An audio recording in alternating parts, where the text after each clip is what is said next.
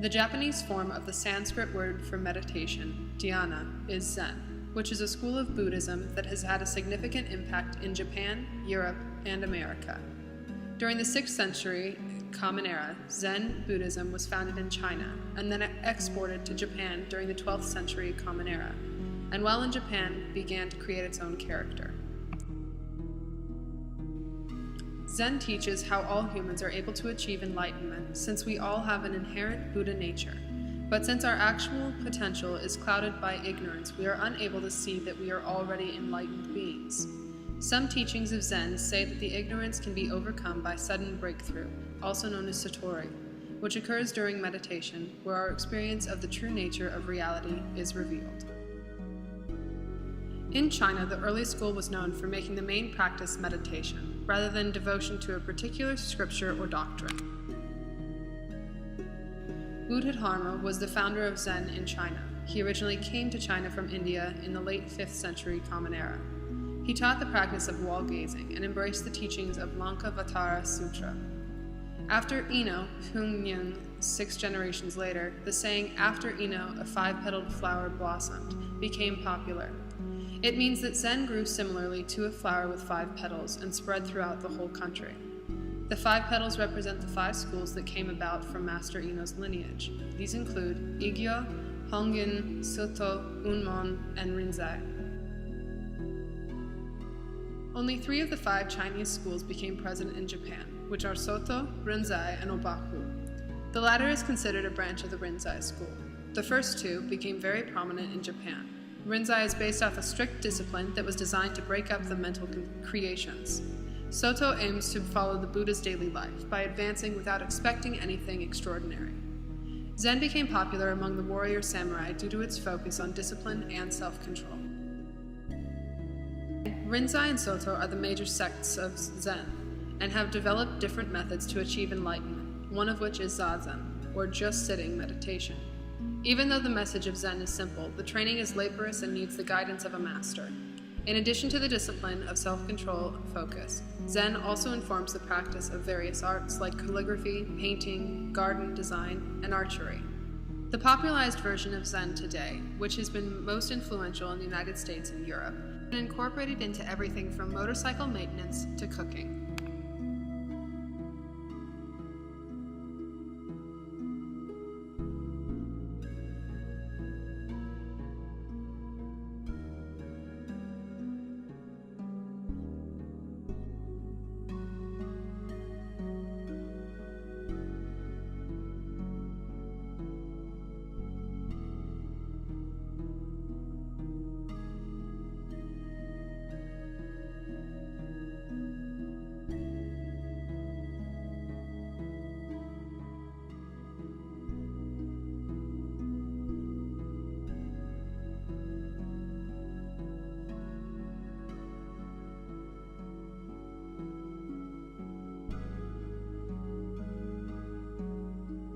Buddhism is not in rivalry with any religion.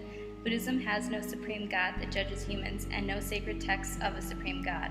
Buddhism is a religion only to the extent that the practice leads to increased wholesomeness. Zen Buddhists believe that study deters from inner searching and that introspection is better than worldly documents and opinions. The Buddha, the Enlightened One, is respected as a great teacher, but Buddha is not worshipped.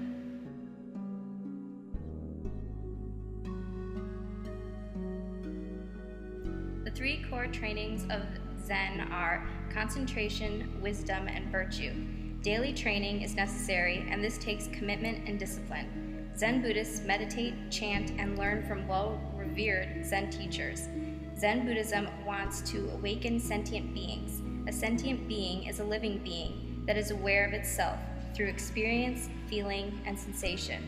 A sentient being uses all 5 senses.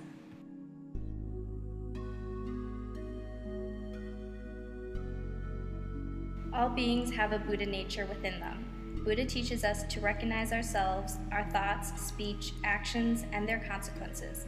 Buddha teaches that everyone has the ability to attain complete wisdom. This is the complete understanding of life and the universe. Buddha teaches that it is delusion that keeps us from complete wisdom. Many things like discrimination, wandering thoughts, and attachments blind, delude, and distract people. Buddha teaches that our original pure mind of our self-nature is forgotten, and by this we have caused ourselves much unneeded suffering.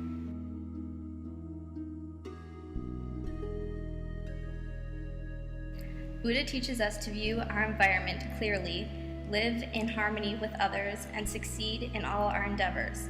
The environment is defined as people, matter, and objects that we come across daily. Buddha teaches that to cultivate is to rid us of our delusions and attachments. There is the practice of giving, and that equals letting go. We must let go of desires, worldly enjoyment, fame, and wealth. We are to dwell in purity of mind, and through this attain peace, spiritual liberation, health, and longevity. We are to change our lives from one of affliction to lives of great wisdom. To attain true happiness and prosperity, we must learn to restore the wisdom and abilities of our self-nature. Zen Buddhism enters Buddha's teaching through the method of understanding and enlightenment.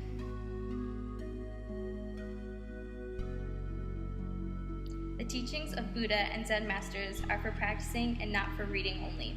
That is why the Eightfold Path is to be practiced in order to overcome the Four Noble Truths that are the basis of Zen philosophy. The first noble truth is life is suffering. The second noble truth is that suffering is caused by desire.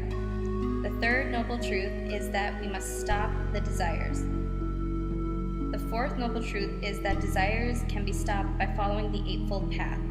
Zen Buddhism shows us that we can see clear and live right by following the Eightfold Path. The Noble Eightfold Path is taught by Buddha as the way to end suffering. The steps in the Eightfold Path are interdependent principles. These practical steps lead to understanding the truth about all things. Only through practice can one attain a higher level of existence and finally reach nirvana. The first step, right view, yields right thoughts and actions. Right view sees and understands things as they really are and realizes the Four Noble Truths. The second step, right intention, is a commitment to ethical and mental self-improvement. Buddha talks of three types of right intention: renunciation, goodwill, and harmlessness. The third step, right speech, is a principle of ethical conduct to abstain from false speech like deliberate lies and deceitfulness. The fourth step, the right action, is the second ethical principle and refers to the deeds that involve bodily actions. Abstain from harming sentient beings. The fifth step, right livelihood, is to earn a living in a righteous way. Wealth must be gained legally and peacefully. The sixth step, right effort, is needed before all of the other principles of the path. Without this act of will or effort, nothing is achieved. The seventh step, right mindfulness, is the mental ability to see things as they are with clear consciousness. The final step of the Eightfold Path, right concentration, is the development of a mental force that occurs in natural consciousness. Right concentration means wholesome concentration on wholesome thoughts and actions. Buddhists practice meditation to achieve this.